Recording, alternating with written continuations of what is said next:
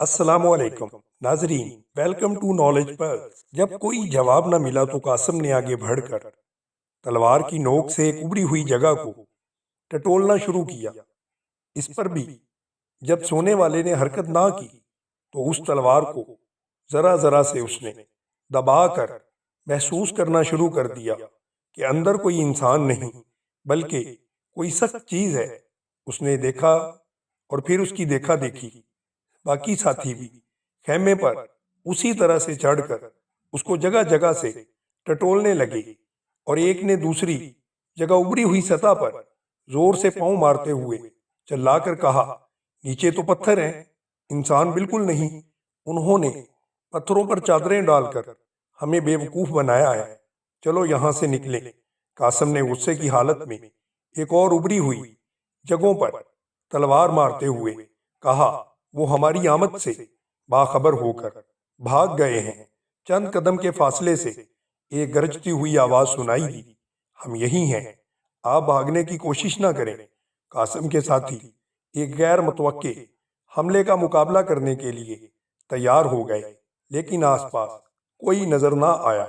फिर किसी ने कहा, तुम सब इस वक्त हमारे तीरों की जद में हो और यकीन करो हमने गलत निशाना लगाने वाला कोई भी नहीं। कासिम ने महसूस किया कि बोलने वाला सामने दरख्त पर छुपा हुआ है और उसने अपने साथियों को दरिया के किनारे के साथ साथ दाएं तरफ हटने का मशवरा दिया। दरख्त से आवाज आई, भागने की कोशिश बेसूद होगी, तुम्हारे पीछे दरिया है और दाएं बाएं और दरख्तों पर मेरे साथी तीर कमान लिए बैठे हैं। अगर तुमको यकीन नहीं आता तो किसी तरफ भी 4 कदम उठाकर देख लो, हम तुम्हें अच्छी तरह से देख सकते हैं। तुम्हारा कोई हथियार हमारी तक नहीं पहुंच पाएगा। कासिम इंतहाई बदहवासी की हालत में चिल्लाया, तुम क्या चाहते हो? हम सिर्फ दिल लगी के लिए आए हुए हैं। हम भी सिर्फ दिल लगी के लिए दरख्तों पर चढ़े हुए हैं।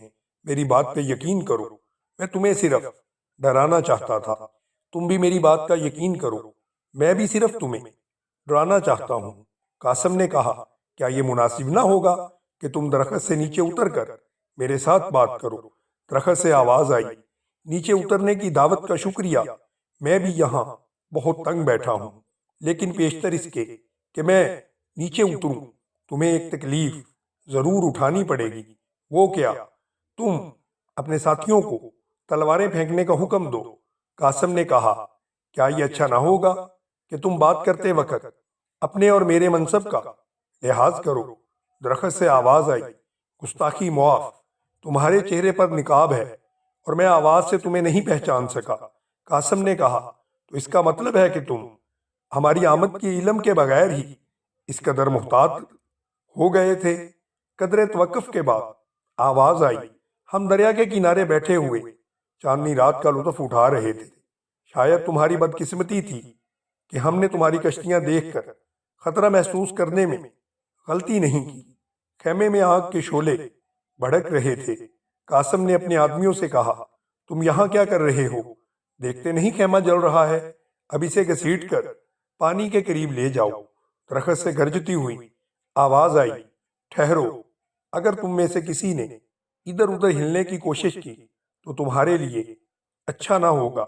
हम खेमे की परवाह किए बगैर तुम्हारी गर्दन उड़ा देंगे। हम तुम्हारी एक मुश्किल आसान करते हैं, तुमको कश्तियां वापस ले जाने की तकलीफ नहीं उठाना पड़ेगी। फर्क सिर्फ ये पड़ा है कि हमारे खेमे की राख किसी के काम नहीं आएगी, लेकिन तुम्हारी कश्तियों से कोई मछेरा फायदा उठा सकेगा। अब तुम कोई और किस्सा शुरू करने से पहले तलवारें फेंक दो। कासिम ने अपने साथियों की तरफ देखकर तलवार फेंक दी, लेकिन दरख्त से फिर आवाज आई, हमने इतनी दूर से नहीं।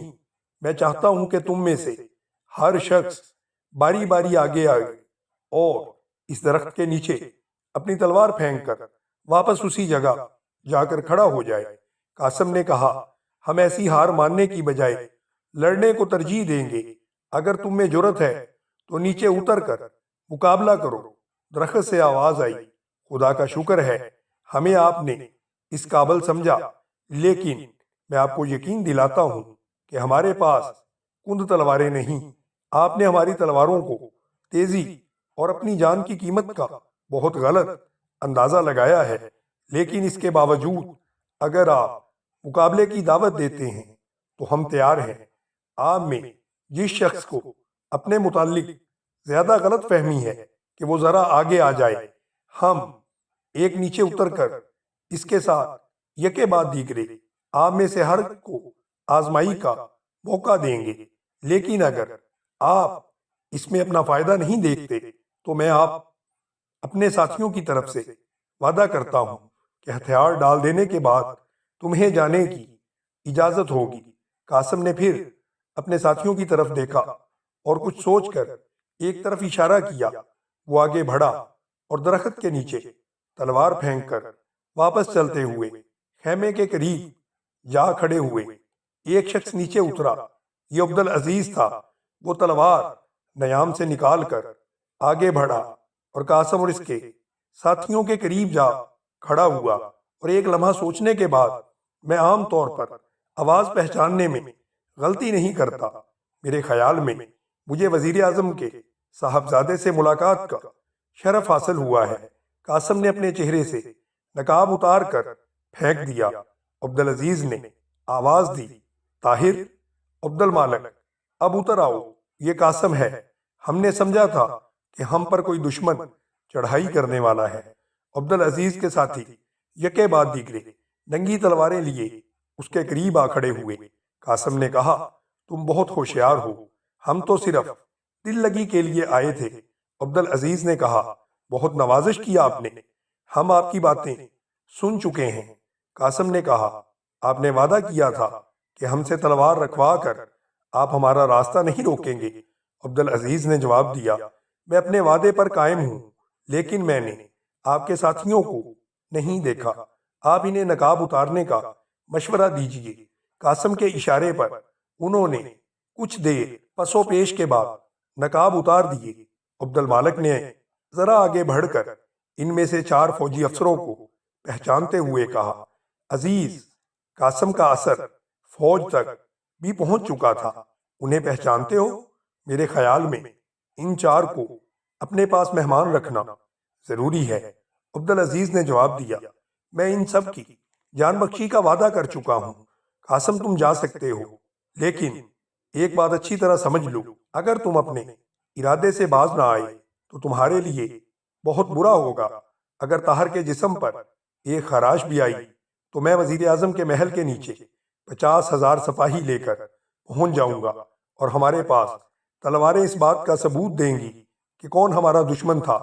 اگر وزیر اعظم کے لیے تمہارے دل میں عزت نہ ہوئی تو آج ہمارا طرز عمل اس سے مختلف ہوتا۔